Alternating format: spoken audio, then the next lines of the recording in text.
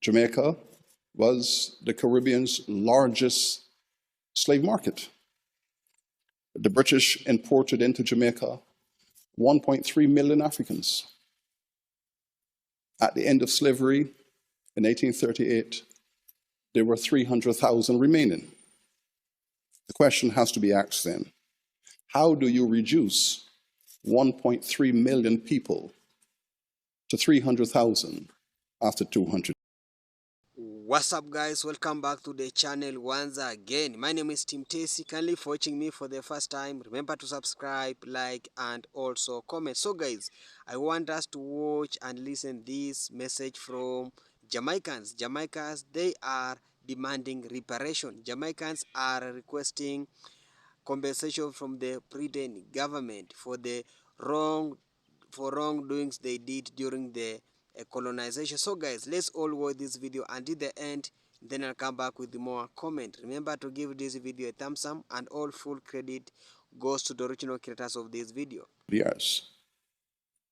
Less than 25% survival. Slavery in Jamaica was genocidal. When the British Prime Minister, Mr. Cameron, visited Jamaica, he did not wish to speak of the colonial past. Britain had taken Jamaica from the Spanish in 1655 and had ruled Jamaica until 1962, when Jamaica forcefully demanded its independence. And so he said, there will be no apology for slavery, there will be no conversation about reparatory justice. The French president, Mr. Hollande, had also visited a Caribbean colony in Guadeloupe.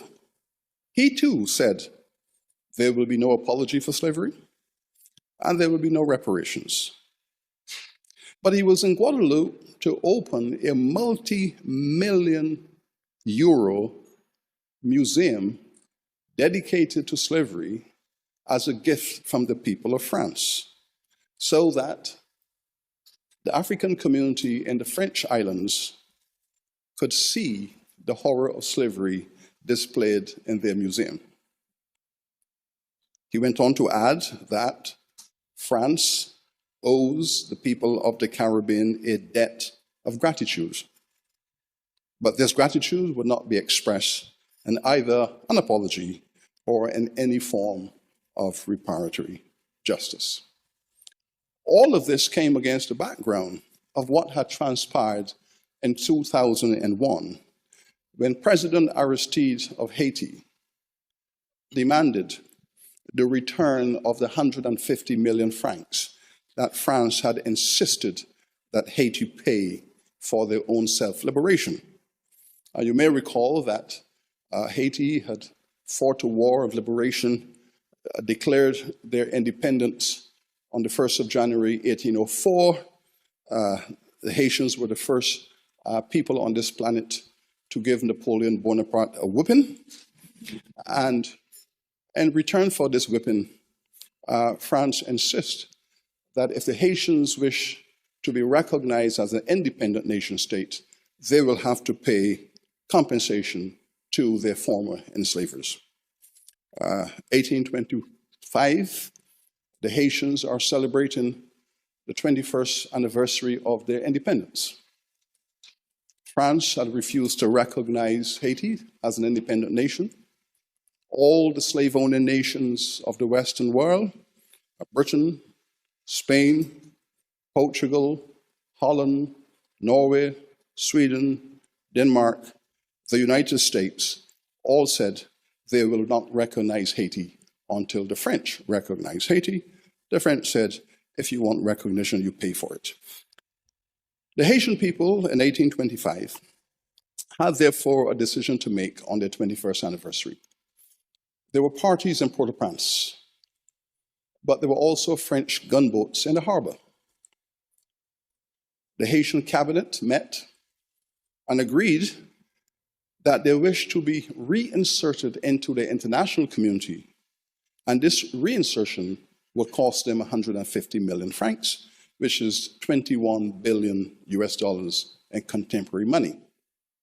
This money was paid agreed to be paid and was paid to the French government over 100 years. This extraction of economic value out of Haiti in the first 100 years of its nationhood crippled that nation. In some years in the 19th century, the payment to France in reparations accounted for 60 to 70% of the foreign exchange earnings of that nation. Aristide asks for the return of this money to the people of Haiti. He wrote to the French government, government to government, calling for the return of this money. The French government invaded Haiti. Aristide was overthrown and removed from office.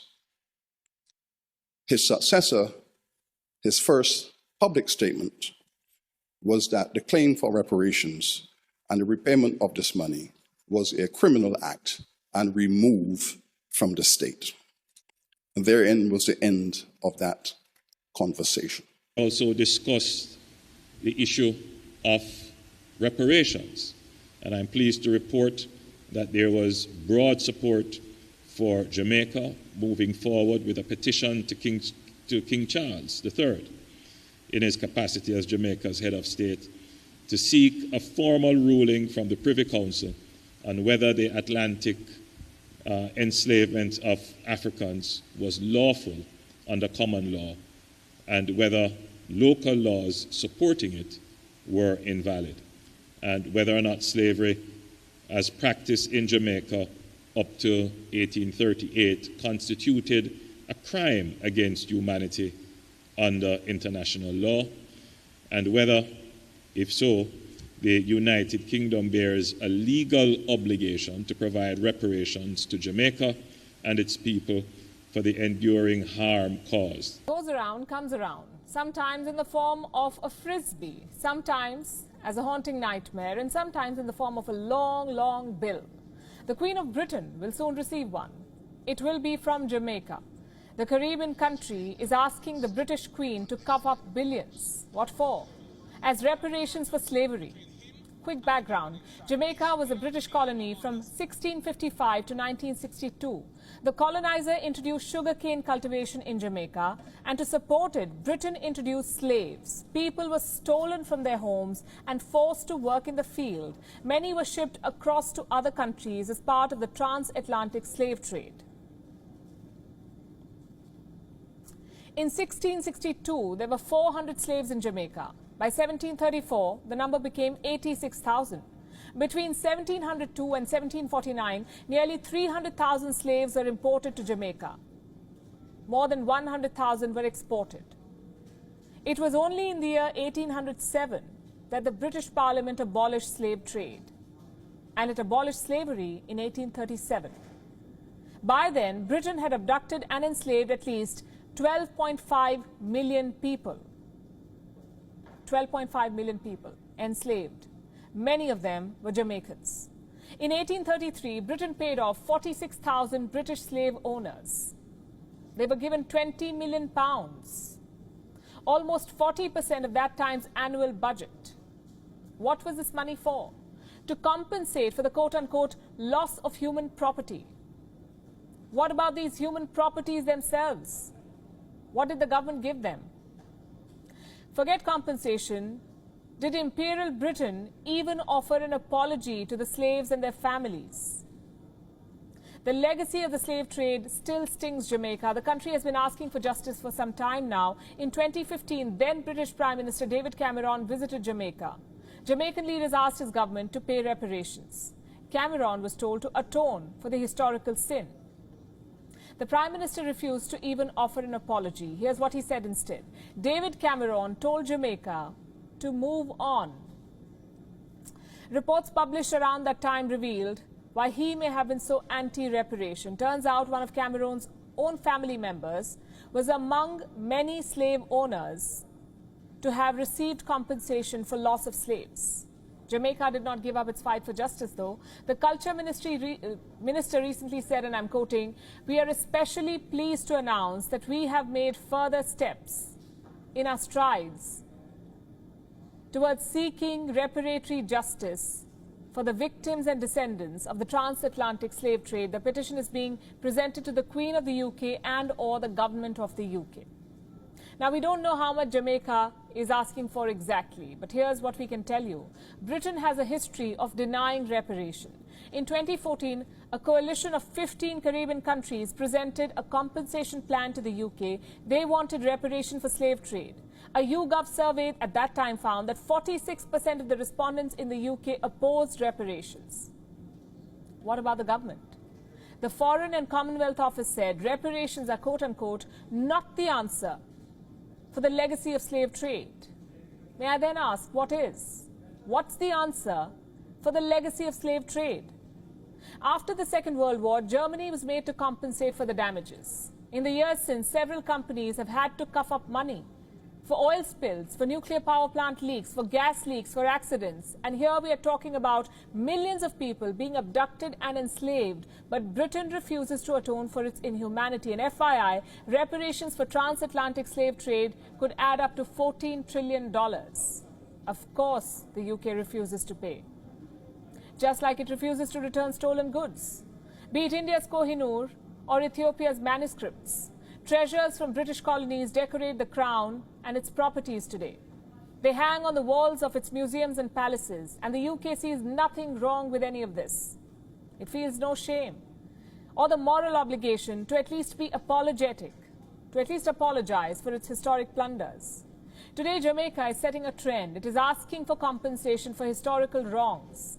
Compensation it is entitled to. Compensation that 54 Commonwealth nations are also entitled to. The Great Britain ruled them all, looted them all. You see, the British Empire was the largest the world has ever seen. It ruled over parts of Africa, Asia, America, Australia, and New Zealand. It squeezed all of them. From Africa, it abducted, trafficked, and enslaved people. Stole Benin bronzes. From Greece, it stole Elgin marbles. From Ethiopia, manuscripts, and from India, it drained $45 trillion. It is time for reparation. And while the world comes together to make China pay, it must not forget to also demand accountability. All right, so here we are. We're now celebrating emancipation. But what is emancipation? Well, in 1834, the British colonial masters decided that it was time to free the slaves. But what did that mean? Well, in effect, what they did was to just say, you're now free. And they entered into a period that is called apprenticeship. This is where the slaves would continue to be slaves, but under the disguise that they're being trained to take over their own country. Foolishness, a complete lie. In any event, this so-called emancipation, this so-called end of slavery, this so-called abolition of slavery and the freedom of the slave was nothing but a fake freedom, because the slaves or former slaves were now missing three things. One, they were uneducated, because the colonial masters ensured that they kept the slaves uneducated. They were not allowed to read and write. Two, they were without land. The slave owners, the colonial masters, the plantocracy, they kept the land for themselves and denied the slaves, for the most part, any land. So the slaves had no education and no land. And third, they also kept the money that were stolen from the slaves. Remember, they stole our land, they stole our labor, and they denied us education and caused us to become more or less very ignorant over 400 years. That is very debilitating. Now, after 400 years, they say you are now free. But free to do what? You are simply free to go and beg a job, to go back to your original slave owner or to one of the other slave owners and beg them a job. Pretty much like today, while being denied your fundamental basic human right to your land and to the labor that was stolen from you and the freedom to learn. So you were denied the freedom to learn. Compare that to today. Today, you're allowed to learn, but they do everything possible to miseducate you, to misguide you, to mislead you. The government controls your education, and they make sure that you're not educated to be the best person you can be, but rather to simply be a cog in the wheel of those who control the economy. You're free to go and beg a job. The government has not returned to you the land that was stolen from your ancestors. And so, just like the slave masters of old, just like the colonizers of old, the very government you have today is perpetuating the same kind of colonial mindset. For the last 80 years, the two colonial parties, yes, and I call them colonial parties because they are, the two colonial parties continue to withhold the land from you, the land that was stolen from your ancestors, the land that is yours by right. They're withholding it from you and forcing you to slave, to work hard to buy back what is actually yours by right. The UIC is determined to fix this injustice by giving the land back to the people. In our philosophy, no squatter, no day again. Once you are a Jamaican, once you are an indigenous Jamaican, once your parents, your foreparents, your great-grandparents were once slave in this country, then you are entitled to property. And so we're going to make all Jamaicans, real Jamaicans, substantive Jamaicans, originating Jamaicans, we're going to give you back the land that was stolen from your ancestors and make you a landowner, not a landholder. They continue to trick us even when you work hard and slave and buy back the very land that was stolen from you. They continue to apply property tax. Property tax is actually an injustice. It means you're a perpetual renter of your land.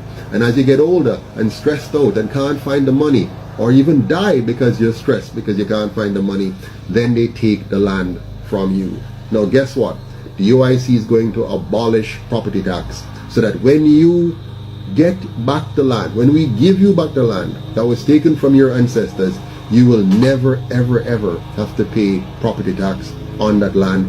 It will be yours. Just like when you buy shoes, you don't pay tax on the shoes every year.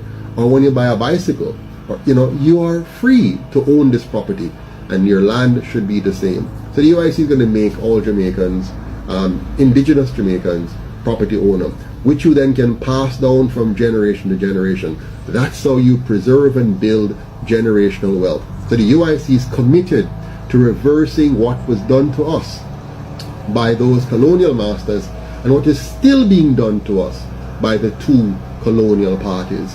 These two parties are committed to maintaining a modern form of slavery.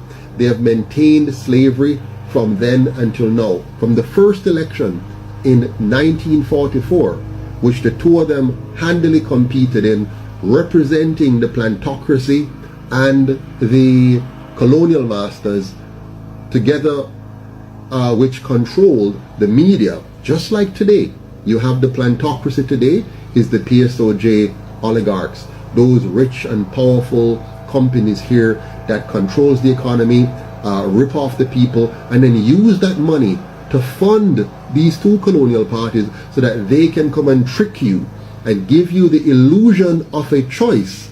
It's not a choice, folks. If you choose one of the party, you're still choosing the PSOJ oligarchy. If you choose the other party, you're still choosing the PSOJ oligarchy. No matter which way you turn, Maka go and juke you, because the PSOJ controls those two parties. And those two parties are also controlled by the colonial masters because they depend on them for loans and grants that they then use to build up their own wealth and assets at our expense, pay back the tremendous interest charges and so on, but controls the economy, controls the politics, block out the UIC from existence as far as they can so that they can maintain a monopoly over you, over your income, over your mind, over your body. Yes, they are controlling you 100%. In fact, controlling us. They control every aspect of our economy while pretending that it's a free market economy. It's not a free market economy. It's a controlled economy. An economy where these two parties, working with the PSOJ oligarchs, makes regulations to protect big business and oppress small business, to make your life more and more difficult so you can't be the best that you can be and build and thrive. No, that must be locked up in the hands of a few. There are gatekeepers working to keep the economy in the hands of a few and the rest of us on the margins of society. We must stop it, and we must stop it now. And there's a way to do it. All we have to do is beat them at their own game. Yes, all of us. Let's join the UIC, which is the People's Party. We're not funded and owned by the PSOJ oligarchy. We're funded and owned by you, ordinary Jamaicans, giving $250 a week, $1,000 a month, or whatever they can give, and joining. So our goal is to build a $500,000 strong, not dollar, 500,000 member strong organization where we the people own this party. So when we're elected, guess what happens? We will run the government, we the people. So what we're saying is join, volunteer, and donate to the UIC. Become a member. Take out your membership today. Get your membership in the UIC and become an active member, paying your dues every month or every week, $250 a week, $1,000 a month. Let us build a mass together. 500,000 of us, and then come election, we will work hard and make sure we elect 63 UIC candidates to take over our government and break down this colonial system, mash it up, throw it out, and take over our country. And then we're gonna have now what we call a non-partisan constitutional republic that will protect your life, your liberty, and your property from ever again being stolen by these corrupt individuals. We're going to create a Jamaica that is safe, clean, and orderly. A Jamaica where everyone can live, earn, and retire with dignity. We can do it. We must do it. But first, we have to know our history. They tricked us with fake freedom in 1834. 100 years later, they tricked us with fake democracy in 1944. And 18 years later, they tricked us with a fake independence in 1962. Don't let them trick you again with a fake republic this time. And let us join together, come together as one Jamaica, united, strong, and free. I am Joseph Patterson, the president and founder of UIC Jamaica, and we are going to take back our country. But I can't do it alone. We need you. So Prince William and Kate are visiting Jamaica today, and Jamaicans are like, nah, we don't want to see you, but we want to see that cash. Pay us what you owe. We want reparations. Reparations, you ask? Why are they asking for that? Let me break it down for you.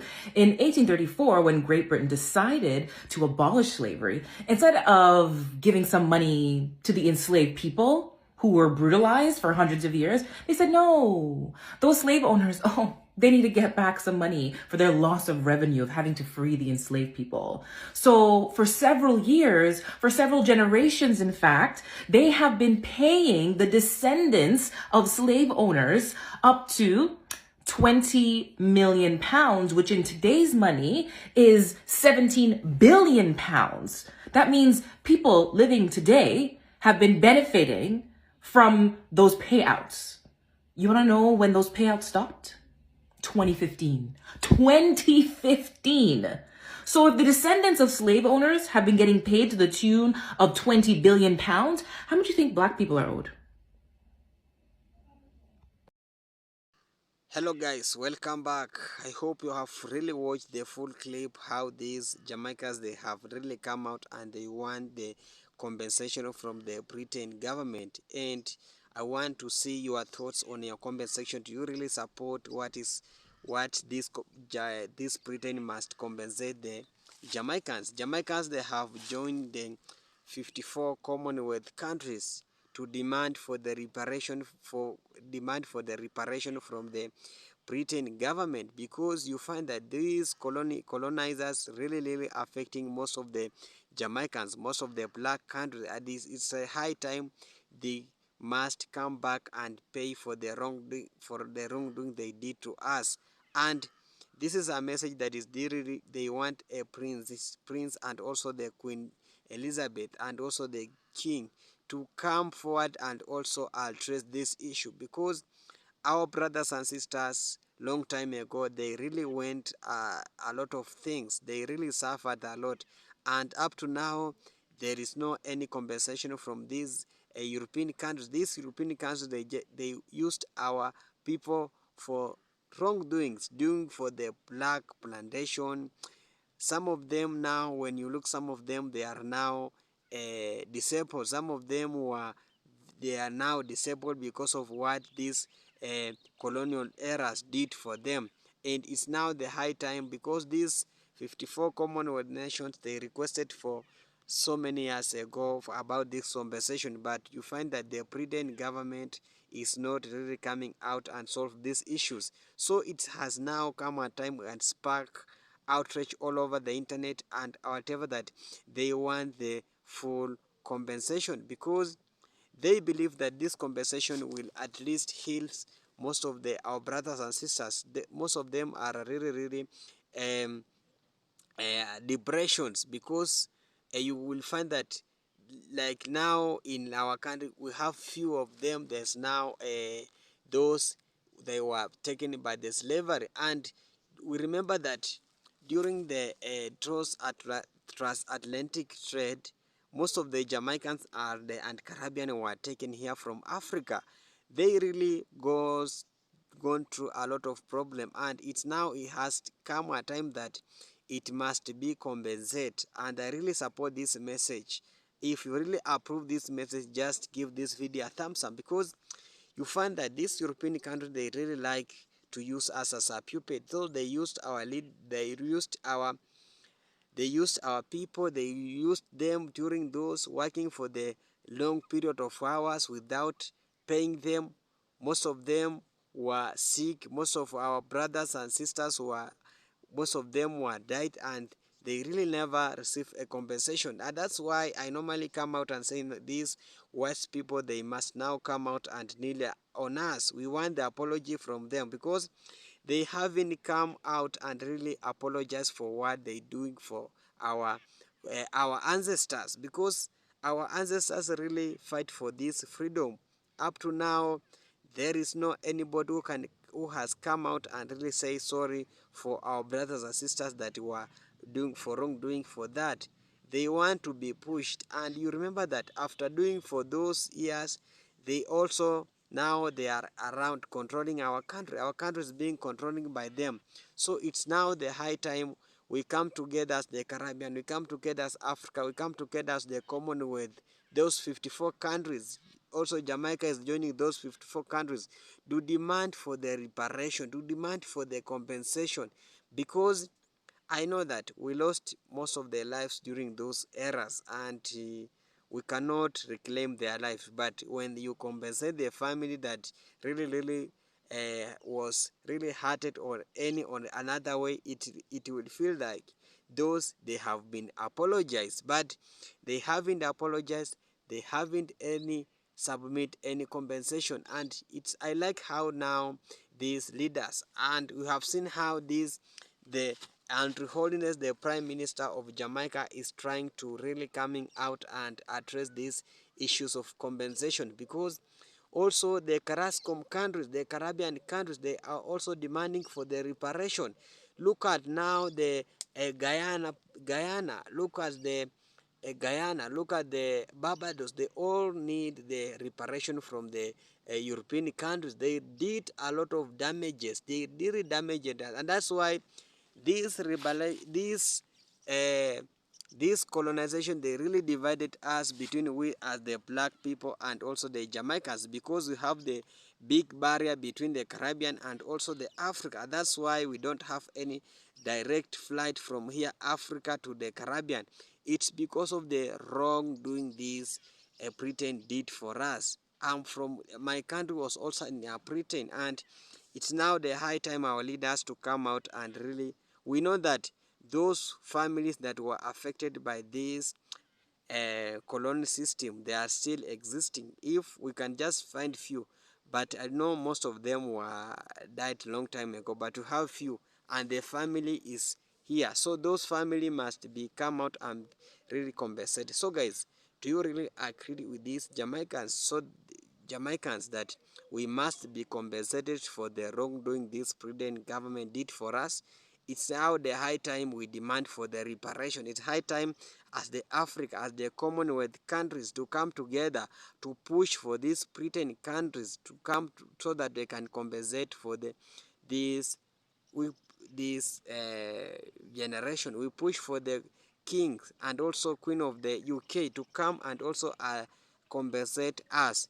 Thank you so much for watching me. I'm your host, Team Tasty Reaction. If you haven't subscribed to this channel, make sure you subscribe, like, and also comment, and also give this video a thumbs up.